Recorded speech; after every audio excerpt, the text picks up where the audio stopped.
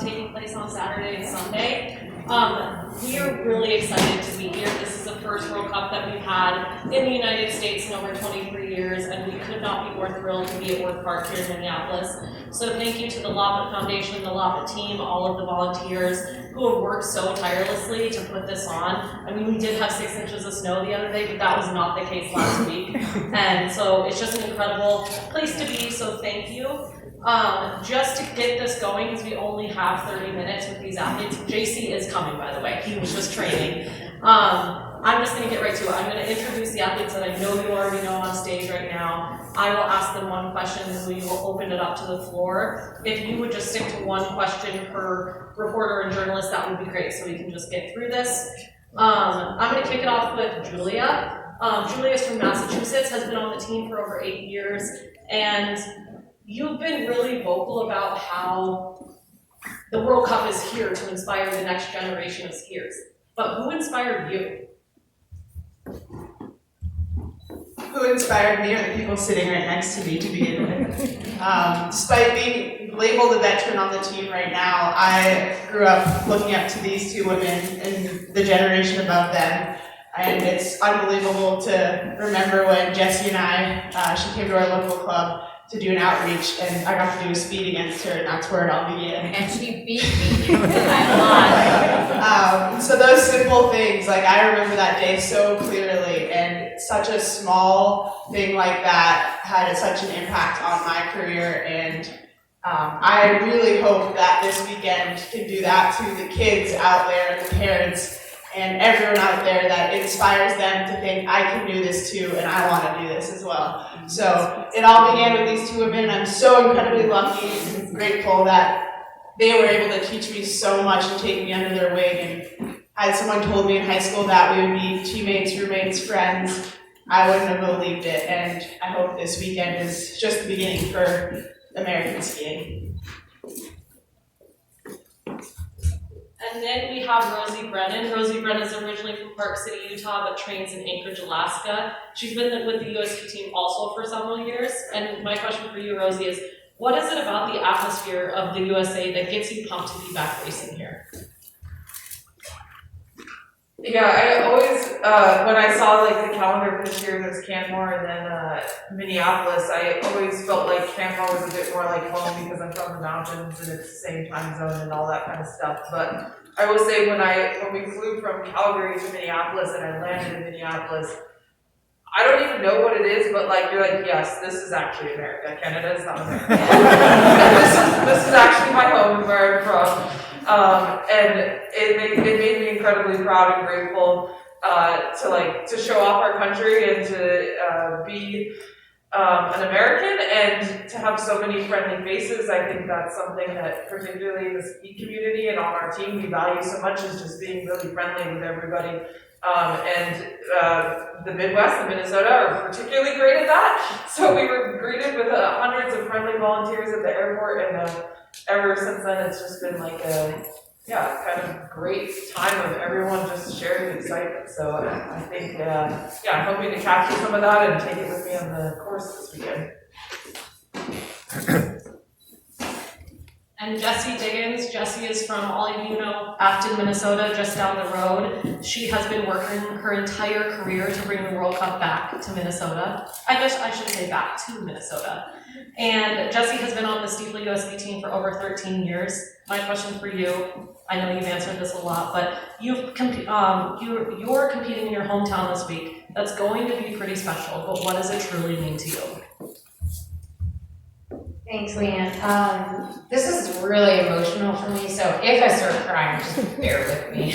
I mean, the last time I raced here in the entire state of Minnesota, I was 19 years old. It's been a long time, and this is something that I've wanted to do forever, for me and for this team, but also for all the families who are going to get to finally get a chance to see these World Cups. This has been so impactful on the community. It's so cool seeing how many people have rallied, how many people have gone through, honestly, a really pretty tough winter with the snow conditions, who have kept getting outside and getting excited to go do things outside as a family because we have this to look forward to. And I think it's just really cool to see the ripple effects of an event like this.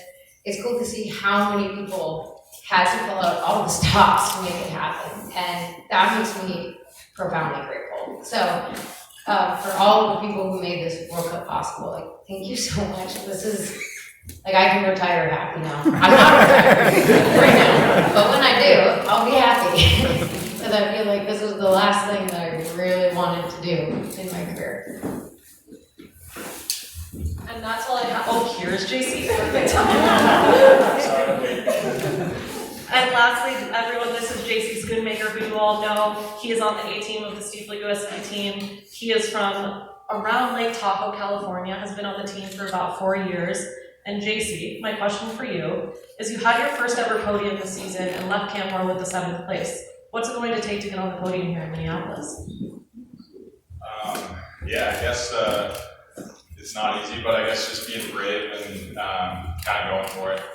It doesn't take like doing that much different than what I did in Ostersund, or like I've been trying to do for the rest of the season, but it actually just takes like having a good day and going out there and giving your best, and yeah, hopefully the chips will fall in the right direction. All right, I'm gonna open it up to the floor. I'm just gonna pick hands like we do in elementary school. So, all right, I saw you first. Yeah, so I've been out here for the last month tracking how winter has not happened here in Minneapolis, St. Paul area. What can you say about the course conditions? I mean, obviously we got, 7 inches of snow the other night, and they've worked so hard to get it to where it was. How grateful are you to have the 7 inches and the difference that it makes kind of for the course?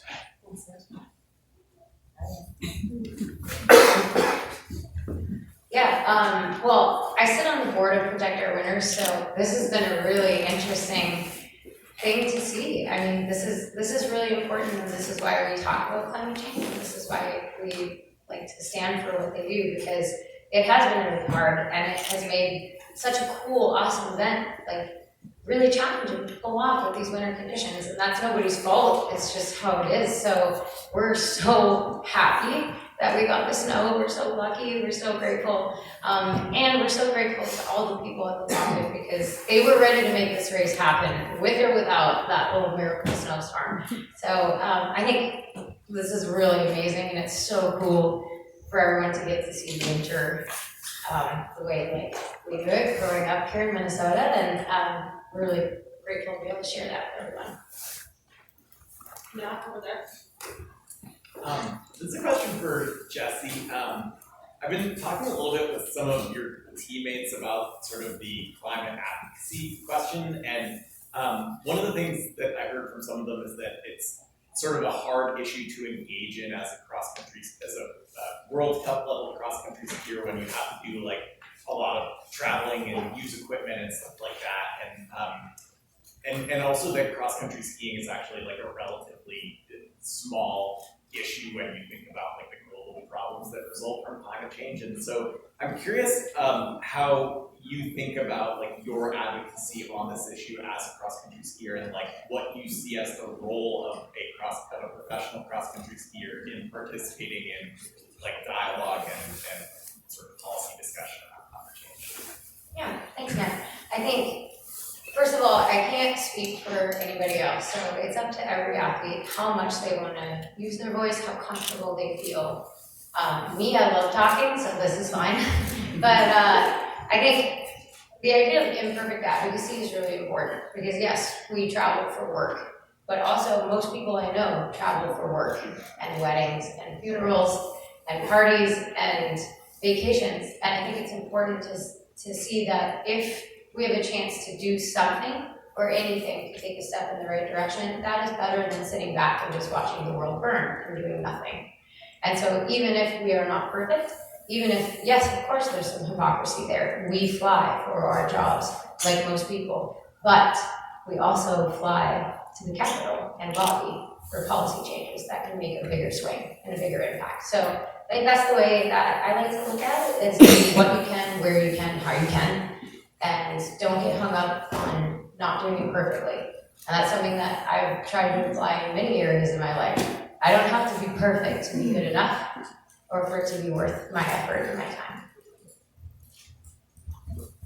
Yeah, I'm just curious, how does this course stack up to the other World Cup courses? And do you expect tomorrow and the other days to be fast course, slow course? What do you expect out there?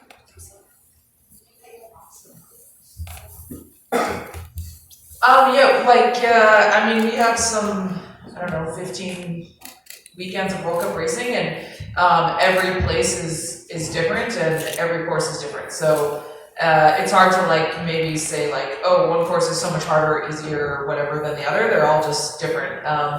This one is definitely doesn't have the longest or steepest hills of the courses that we often ski in Europe, but that also means that there's no rest. So it makes it very challenging in a different way. There's also lots of twists and turns, so things like Kern speed and having good glide and that sort of thing become really important. So I think it's going to be a great course, both the sprint and the distance. I'm really looking forward to racing on them, and the course preparation has been really top notch, and the course is very wide, and there's lots of room for movement. So I think it's going to make for some really exciting racing, and the way it's set up, I think spectators will get to see athletes numerous times throughout the races, and I think it's going to be an excellent venue for the races this weekend. Hi, Jessie.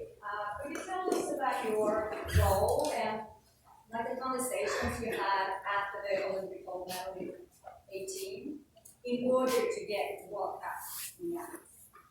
Yeah, well, I'd say first of all, the credit goes to the Loppet and Winter and all the partners for making this happen. But I just wouldn't shut up about it, more or less.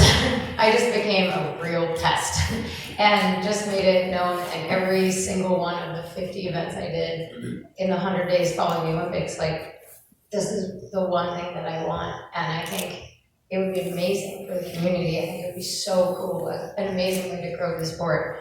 So basically, I just kept bringing it up over and over and over again. And sometimes that can be helpful. Jessie, it sounds like you have a big family contingent here, some cousins that have never seen you race in person. What's that going to mean to you? Oh, this is incredible. Yeah, I have so many family members coming down from Canada, from all over the state, and so many friends. I have some friends in the Army who are taking time to fly in here and see me, and it's so special and meaningful to know that I'm just gonna have so much love out there. I think, of course, sometimes that makes me feel I have to win because everyone's here watching me, but I don't. I just have to go out there and race my heart out, and that's what I'm gonna do. So, however the results stack up, I'm just gonna go out there and have fun and enjoy it and go as hard as I can, and that's the only thing I can promise everybody. Julia, I have a question for you. With this team, it feels like even if it's not your day, it's someone else's. What's the support like on this team, and how do you keep motivating each other with all the success? Yeah, I feel like we've really felt this, especially this year with so many different people on the podium and having career best results. We have 33 athletes here, I believe, which makes it even that much more special. There's someone who's having an amazing day and someone who's having a really hard day. And in the end, since we're traveling together for 4.5 months straight, it becomes a family. And so there's always someone to pick you up. We play games. We did a dance activity yesterday, and so it really goes beyond the results for our team, and we've been following the nations group standing this year, which has been a really motivating factor for the team. We're ranked 3rd right now in the world, and we've never been ranked 3rd. And we're really going for that, and that's been one of our big team goals. And last year being 4th was a huge accomplishment. So I think that really motivates our team going forward, that even if it's not your day, it's someone's day, and someone on the team and everyone is contributing to that result, whether they're the result or not. And that includes our staff and our wax techs and our coaches. Their name isn't on the result sheet, but it takes a family, it takes a community, it takes a huge group of people to get that one person, that one result. And so I really see it as a team win. And yeah, the nations group standing is something we're really we have been watching and are really excited for this season. Rosie, can you talk about when you're on the course, when you're warming summing up what it's like to hear all the fans and what you hear and what you get from all of them?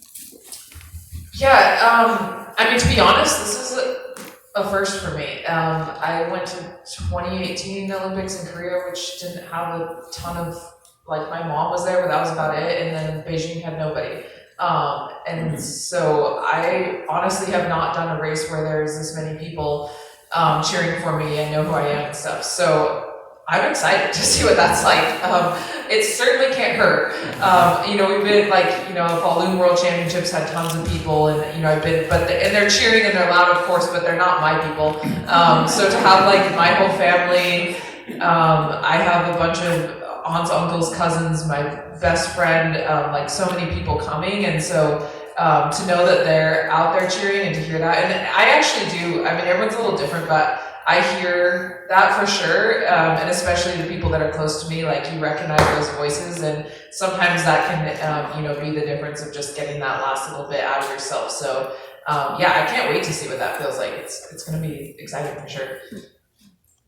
And Jessie, I have a question. You train all year for a moment that you never know will come. How do you keep pushing your limits and keeping focused in the future?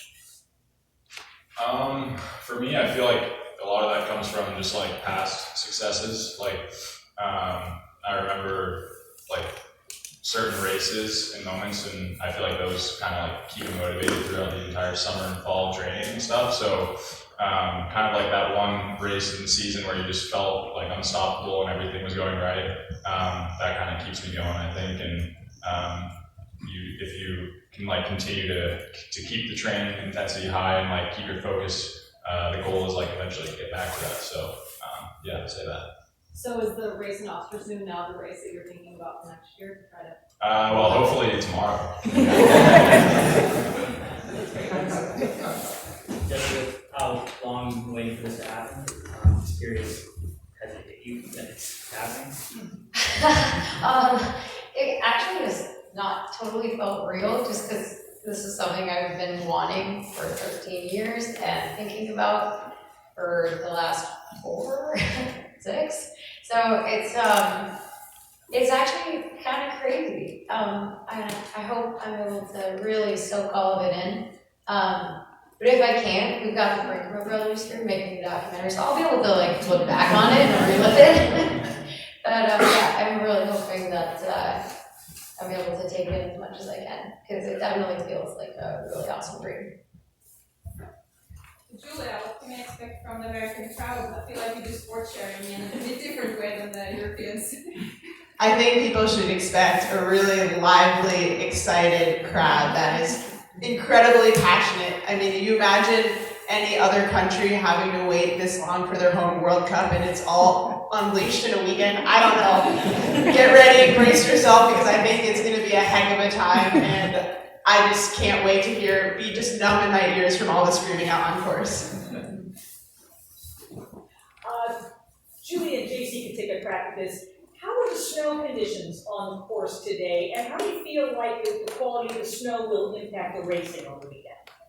I am so amazed with how the WAPA has been able to prepare the courses. The grooming was impeccable today. It was skiing unbelievably well, and talking to other athletes on other teams, they were blown away by the course conditions. It's fast, it's firm, it's a mix of man-made and new snow, and I think that's what we're pretty used to on World Cup, honestly. We race primarily on man-made with the dusting of natural snow, so I think it's going to ski really well and be really fair and fun courses out there. I'll pass it to JC.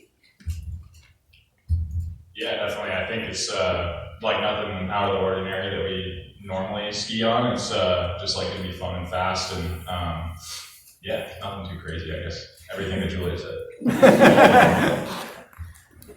For Jessie, you're from here. What would a win mean for you? What would a win mean for me? In many ways, hopefully, if I have my priorities straight, it won't mean anything different than being dead last, because the real win was getting to be here, and this is something that we fought for so long. So yeah, of course, it would be awesome to stand on the top of the podium. It will be awesome no matter what. And it doesn't change the amount of effort and the amount of heart that I'm going to put out there. So I think for me, like, you know, this is something that we've done going into each of the Olympics. Like, we don't talk about medals. We don't talk about having to win, having to produce anything. We try to take away that pressure from within the team. And so that's something where, for me, I'm just gonna focus on the process, focus on picking the fastest skis possible and going out there and racing as smart and as hard as I can. Rosie, I have a question for you. You have served as an inspiration to a lot of young skiers out there. Who is your inspiration? Yeah, gosh, I've had a lot, but yeah, I guess I would say Keegan. I moved to Alaska to train with her, and a close friend at the time, Sadie, or still close friend, maybe best friend. When I moved to Alaska, I thought, like, if I'm gonna try to be the best at this, I need to learn from the best. And Keegan was winning the Globe those years, and so yeah, I moved up there, and not only was she an incredible skier, she's an incredible friend and teammate and leader, and taught me more than she'll probably ever know. And then Sadie was kind of my, I guess, sidekick in this, and we jumped in together to chase Keegan around for many years, and yeah, they both have provided me so much friendship and words of wisdom and support, and they still do. Keegan will be around here this weekend, so I can't wait to give her a hug, and I can't wait to get back to Alaska to see Sadie too. So we talk a lot, and they still give me lots of good things. Jessie, there's gonna be a lot of glitter out there this weekend. And we've seen how much popularity has exploded, especially amongst high school athletes and kids coming into this sport and embracing it, that saw you and were inspired by you. What would you say to those kids that might be out here right now but will be watching you? Oh man. Well, first, choose biodegradable glitter, kids, for the planet. But secondly, I just think it's so cool seeing how many people are going to be out here. I mean, I would say the most important thing for them is to have fun. Because if you love what you do, then it's not a grind. Because this sport requires a lot of patience and a lot of training. And I mean, I feel like we're just at our peak, we're in our 30s. So, you know, you're not going to become an overnight success. You're going to have to work and work and work and work. But if you love what you do, then it doesn't feel like work. It feels like you get to go out there and do the coolest thing in the world every single day with people that you genuinely love, who become like family to you. So I would say to all those kids, like, if you love this sport, keep at it. Just find a way to keep it in your life. Maybe you want to go to the Olympics, maybe you don't. Maybe your goal is to like ski the Berkey someday, and that is like awesome too. Like, find a way to keep the sport in your life because it's so empowering and it's so fun. JC, I have a follow-up on that. If you were to tell 14-year-old JC something about skiing, if you wanted to reach the next level, what would it be? I would probably just tell them to keep having fun. Like, those days of like building jumps and like playing games as a kid are like honestly the days I think that like those are what it's all about. So I think like to all those kids out there, and to me if I was 14, again, I would just say like keep having fun, keep doing what you're doing, and like the racing and all that will come, and hopefully enjoy that too. But the most important thing is just to enjoy it and yeah, do what you love, because there's no point in skiing and all that if you don't like truly love it. So yeah. A couple more questions. Yeah. Jessie, you're in town for a couple days, presumably. Is there anything locally you're looking forward to sharing with your work friends? Well, I did tell some people to go try a Juicy Lucy while they were in town, because, you know, it's one of the things we're known for. And I think it went over well. But honestly, yeah, my husband gets here tonight, and I haven't seen him since November. And so mostly I'm just excited to spend time with him. That's like my number one priority for the next week, is just enjoy that time together and get to share this whole experience with him and with my family, and see my family I don't get to spend that much time with anymore. So yeah, and do some fun skiing. It's beautiful out there. I'm throwing one more, I think for Rosie and or Jessie. just thinking about like this event as sort of the culmination of a lot of like growth and sort of the rising profile of the sport in the U.S. I mean, I'm just curious, like, if you guys can think back to maybe like your beginnings in the sport and like how the level of attention and interest then compares to like, and also the level of success. And I'm thinking like across the board, not just you guys, but like what we've seen in World Juniors, like how that compares to maybe where the sport was at in the U.S. like at the beginning of your guys' careers. Yeah, I find myself telling some of these younger kids quite often about like what it was like back in the day, if I dare say that. But it's truly insane what's happened, because it really wasn't that long ago. I mean, my first World Cup was in 2009, which isn't like a crazy amount of time in the big picture. And yeah, I got that opportunity because we had World Cups in Canada, and I think I was like 32nd or something. Like, it wasn't half bad for where I was at that time, but we didn't have like funding, and we didn't have there was nowhere, that didn't get me anywhere. I didn't get another chance at a World Cup until 2013, I think. Like, we weren't filling our start quotas. We didn't have as many start quotas. You know, Keegan was more or less the only woman on the World Cup at that time. And now we have 30-some athletes here. So I think that speaks volumes to where our team has gone in that time.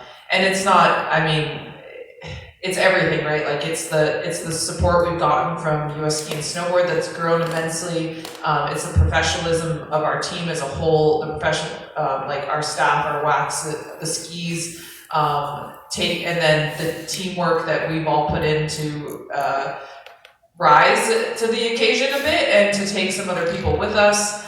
And now and I think that's what leads to the success across like the junior level, men's and women's team, being competitive on really all the levels and all of the events across the board. And so, I think it's really important to take a second to think about that. It's something I try to do periodically, just to like gain some perspective